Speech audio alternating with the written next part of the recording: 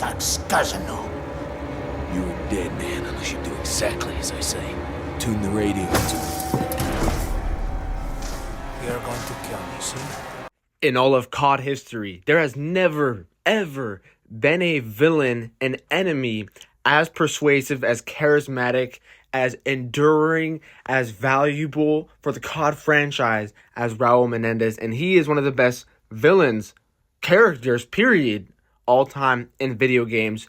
Honestly, it is so sad that we did not see a return of him in any other game. And as you guys may know or may not know, the voice actor who voice acted for Raul Menendez has passed away. He was the GOAT. In Call of Duty, you got your stereotypical villains like bad Russian or bad Muslim or whatever it is. But this time around, a little bit different. We got Mexican. Okay? And Raul Menendez, from the beginning to the end of the game, he's very mysterious. He's portrayed extremely well, and he brings just the air of villain. Like, you can just feel it when you're playing with him or playing. You see him in the game and stuff like that. You can just feel he's just an evil motherfucker. And especially this part right here where, whatever the fuck his name is, what's this guy's name that makes you kill Mason? When you find out that he was basically engineered by Raul Menendez to kill Mason, or make you kill Mason, you just get pissed off. And it's one of the times in video games where I really was pissed off.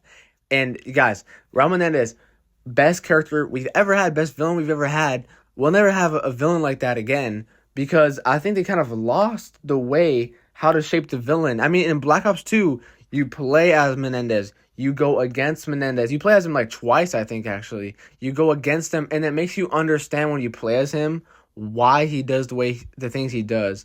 And he's not like a stereotypical villain. He actually has motivations, and he actually has revenge for things that you could understand. It was so refreshing playing this game, and somehow it was refreshing in the future, like now, because, I mean, it's refreshing to go back and play it.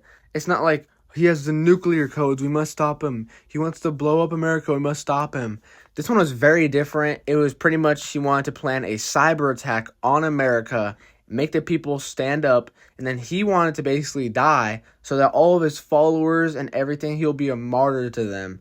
And then that's when the real chaos would erupt. It's so excellently crafted, the way they used him as a vessel in Black Ops 2 to go through the story and basically come to an ending, which is all up to your decision. This isn't a Modern Warfare 3 reboot where you have the same old sorry-ass villains time and time again, and you don't really get why you hate them, but I guess you supposed to hate them. You don't really, though. I mean, who gives a damn about them? But Menendez, when he actually kills Hudson, and then he makes you kill Mason, he does all this crazy shit, you really hate him. Like, you really do. And it's a feeling where you want to keep playing the game, you want to go after him, you want to get him.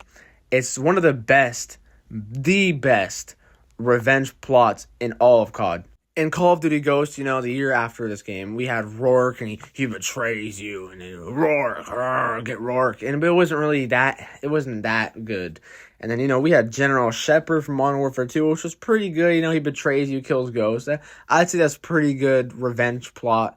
But this one, in Black Ops, it hits so much differently. I think the way that Treyarch does their storytelling, the way they do it makes it so much better. I don't know why, it just does. It makes you pissed off. It makes you want to kill him. The thing I loved about Menendez is he used the other characters to make you hate them and make you hate him even more. Like when Salazar betrays you or when Noriega betrays you. He uses those characters to basically turn on you, which makes you piss off on everybody.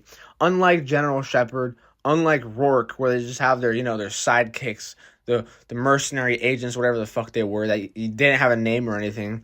This guy, Menendez, he just crafts everything to go against you, and every little thing that he does makes you want to get him 10 times more. Like I said, the voice actor, unfortunately, recently passed away, and the voice acting made Menendez, it was a perfect fit. When he talked, when he said, suffer with me, and all this shit, he just did perfect, outstanding, 10 out of 10, award-winning job. Seriously, when you go back and you play this game and you listen to the voice acting, it's like, dude, It is so damn good. The voice acting mixed with the writing makes it a perfect villain, mixed with the way he looks and the way he acts and his plots and everything like that. It's the perfect villain, and I really don't think we're going to ever get a villain like Menendez ever again in the COD game, primarily because they don't really care that much about the story anymore. At least Infinity Ward and Sledgehammer don't give a damn about it, but Treyarch does still care about the story. We're going to have to see what they're cooking, they can cook some good shit. But we're going to find out. Menendez as a villain is what happens when you have game developers, actually put passion and time and effort into making a project, into making a villain that you despise. They really put all of their passion into it. And you can just tell it's so creative. It draws you in, everything about it. And it's so avoiding of the stereotypicalness and the boring cliche lines. Menendez doesn't say, "I was one of you" or "you were one of me." He doesn't really say anything like that. And I think he actually does to David Mason, but he didn't say that specifically. But the way he says it is actually moving. And we got to remember that there's story writers and developers that make certain stories that I really like, but they're not around for the next story. Sometimes they get fired, sometimes they get moved to different departments, different leads, whatever it is, and they're not going to be the same exact writing quality every time, especially with, Treyarch, Infinity Ward, whatever. And the people who did Menendez did an excellent job. The voice actor did an excellent job. Everything about it was perfect. And Black Ops 2 is the furthest game from cringe. It's the furthest game from cliche. And the way it approaches everything, it's almost like a movie. Because without Menendez, Black Ops 2's campaign wouldn't be one of the best, if not the best, Call of Duty campaigns. I think Black Ops 2 is second. I think Black Ops 1 campaign comes first, and then you go Black Ops 2, and then Black Ops 3. That's my opinion. But it wouldn't be the best, one of the best, if it wasn't for Menendez. If they had someone else, it would not have hit the same. That's the one thing I really didn't like about the new games, where they just don't give a damn anymore, and it doesn't feel good, and it doesn't feel like you hate them. It's just cliche. But, back then, when they actually cared, we got really good quality campaigns and villains. From killing his sister to, him growing up and getting older and then looking for revenge still years and years later against the same people. It's excellent. It's a great story. And you see why he has the intentions that he has. And you see where he's coming from, but also you're not him. You're not playing as him most of the game, so you don't see where he's coming from at the same time. Menendez, one of the best, the best villain in Call of Duty, period, hands down. Nobody could debate that. No one. No witnesses.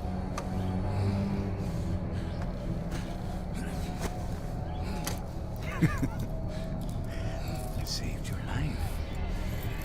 You should be in American hands by now.